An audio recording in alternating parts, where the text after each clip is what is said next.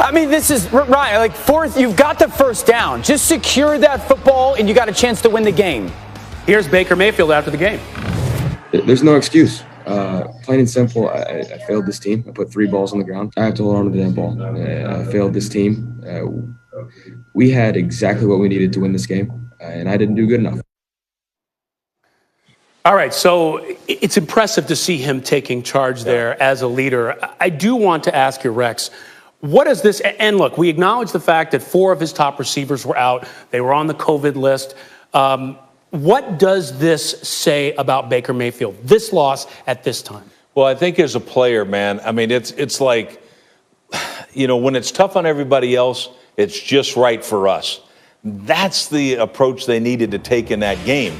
And unfortunately, they got beat. Mm-hmm. But no receivers, none of that stuff. Forget all of it. We found a way to win. And if Baker, man, protect the football. The thing that drives me crazy, Ryan, is he fumbles on that, you know, on the quarterback sneak.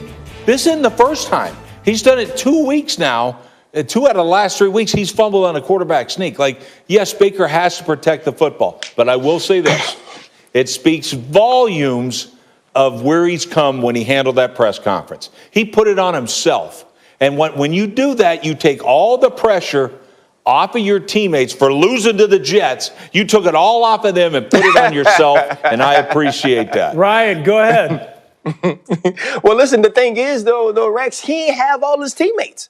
And this is not an excuse for Baker Mayfield. I believe he is who he is. He's a guy that when the complementary pieces are there, when the game is called great by Kevin Stefanski, that he could produce. And if he gets hot because he is so streaky, then you're in trouble. Then he really is dangerous. And yesterday I just love the way that Baker Mayfield fought. When you have a guy like Nick Chubb, when you have a Kareem Hunt, 2 Pro Bowl caliber running backs, and you can't produce rushing yards against the New York Jets, you don't deserve to win. But they were in the game because they continued to fight, because they had a quarterback who led and continued to play. And absolutely, he put the ball on the ground 3 times. It's unacceptable, and it's a huge reason why they lost this game. But I feel no differently about Baker Mayfield in a negative way after this outing. I feel better about him. I feel better about him as a player. I feel better about him as a quarterback. But the reality is he should have put it on him. He should have taken the onus of this loss. But looking forward now, this team may not reach a goal that they put themselves in position to reach. And because of the COVID list or because of the fumbles, whatever it is,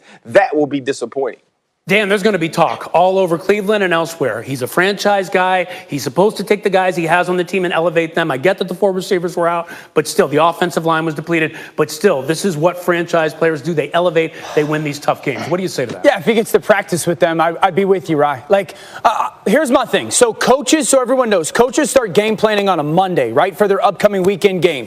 And they're putting all their plays in. They're devising their base game plan, then their third down game plan, then their red zone game plan, how they want to attack the defense. And they're doing so with all their players because they have no reason to think otherwise. Imagine doing all that planning and then on Friday night going, nope, these guys aren't going to be there. The offensive line is going to be without 2 starters. So then you got to go attack your game plan and go, okay, cross off. And it becomes, well, what do these guys that we're going to have to play with, what can we do? What do they know? And so I know everyone wants to kill Baker and kill Kevin Stefanski. I got to throw them a bone in the impossible situation that they were placed into. All right, I got to stop it there. We're going to come back more to this because we're struggling. But early on, Roethlisberger and that offense, they were not in sync. Check this out. Nope. Right there to Deontay Johnson.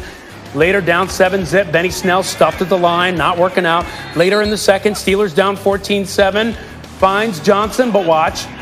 Stop right there. And, Dan, they just didn't have anything going early on. Yeah, the short passing game wasn't there for them. Their offensive line did not play great. And then Indy's offense was outstanding, picking up pressure, finding Zach Pascal with the cut split. That safety takes over that crossing route. A beautiful throw by Phillip Rivers, had the time to do it.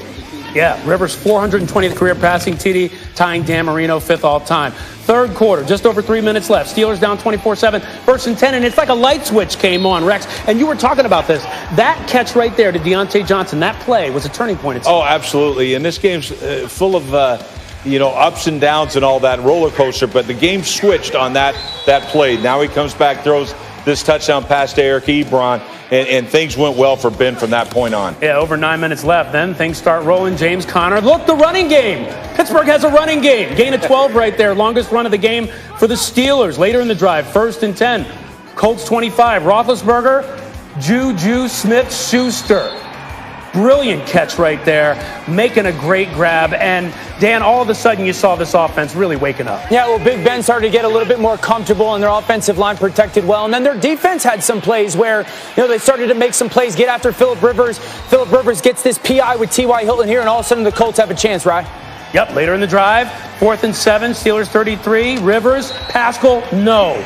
Game right there, and he almost had it, but not quite. The Steelers holding on for this one. Roethlisberger obviously happy. Steelers win it 28-24 and clinch the AFC North title. They tripled their offensive production from the first to the second half, totaling 260 yards and 3 touchdowns. Big Ben accounting for 244 of those yards through the air. His most in the second half since November of 2018. Now, look, guys, I've been watching you guys all the time. You're dogging the Steelers. You're talking about this team. They're not going to go anywhere. So being honest about the Steelers. A little bit. Don't you do that. A little bit. Why are you being honest about the Steelers? I'll come to you then. Don't do that. Do you think this is a team that wins a game in the playoffs? First off, the second half saved me from jumping out of a first-story window because, I don't want to, be all the way going. I just want to be, a little hurt because of the way the Pittsburgh Steelers are playing the last 3.5 games.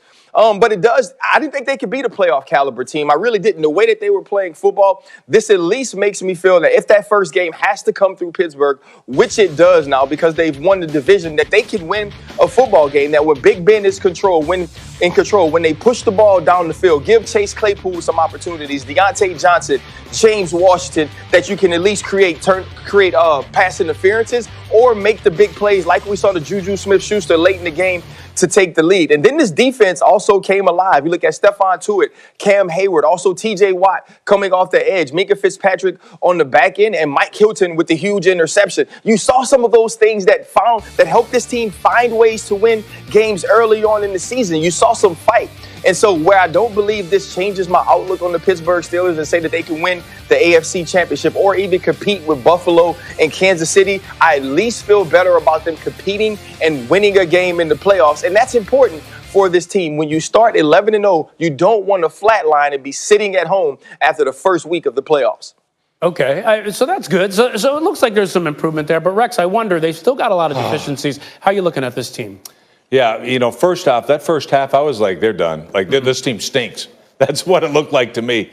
But the way the game changed, the momentum changed after that touchdown pass, I'm like, oh, my gosh, Ben can still drive the ball. But I was like, to me, if you're going to win a game in the playoffs, you better run for more than 20 darn yards. And that to me, they got to get back to being the Pittsburgh that we knew, that when Ryan Clark was there, that team was able to run the football, be able to throw the ball down the field. I don't see it from this team. They don't do anything on a consistent basis on offense. I think their defense is you could win a ton of games in the playoffs with that defense, but man, I mean, when you ran the ball for 20 yards and you're the Pittsburgh Steelers, that's an embarrassment. And this team's always been about toughness and being physical. And I miss it now. Now they're spread you out all over the place, throw these short passes, all that kind of stuff. It drives me crazy. It's cute. They're way too football. Cute. That's why I'm like, man, I don't like them.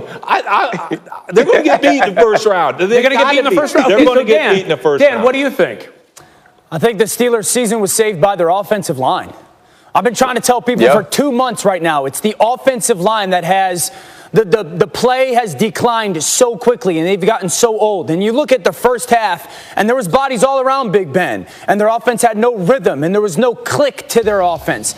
And then in the second half, they weren't. If you like these clips, they're not on the same page. They're not seeing the field the same way as receivers in Big Ben. And then there's a ton of pressure on Big Ben.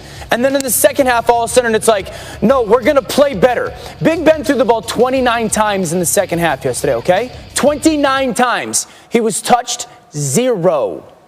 Now, if the offensive line is going to play like this in Pittsburgh, I can buy into them more. My expectation for them is higher than it has been over the last month. This is a team that can make noise in the playoffs if their offensive line plays as well as they did in the second half yesterday.